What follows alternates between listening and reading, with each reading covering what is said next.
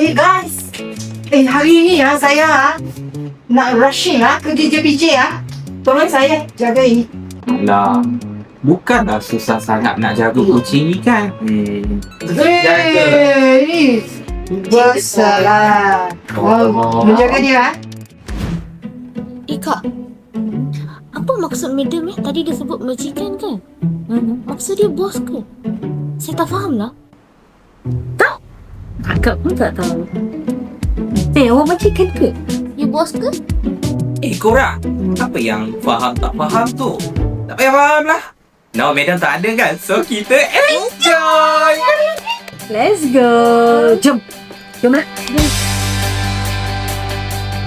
Siva, belakang Siva. Cepat Siva. Siva, Kak, ada print ke?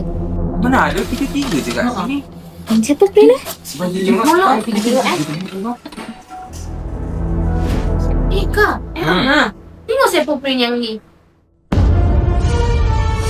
Siva, you yang print kan sebenarnya. Ke Am yang print? Mana ada? Kenapa? Mika tak ada! Mika tak ada. Mika mana? Mika mana? Cari. Mika mana? Cari. Mika? Mana? Korang. Akak rasa kan? Kita buat je lah apa yang dia suruh lah. Korang. Ada dengar tak bunyi printer? Lah Kak, ada bunyi print. Lah. You pergi ambil lah. Okay lah, tengok korang. Akak nak sapu lah. Korang. Kena susun helmet. Macam mana dia tahu Nampak kata kosong. Better awak susun je lah. Story ni macam misteri sangat. Takut juga tahu. Better you susun sekarang je. Buat je lah, Okay lah.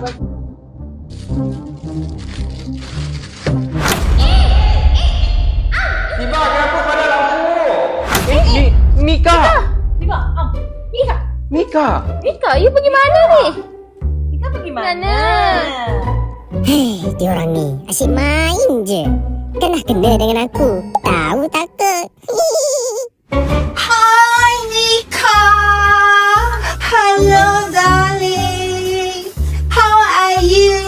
Macam mana? Menjaga Mika? Okey. Semua.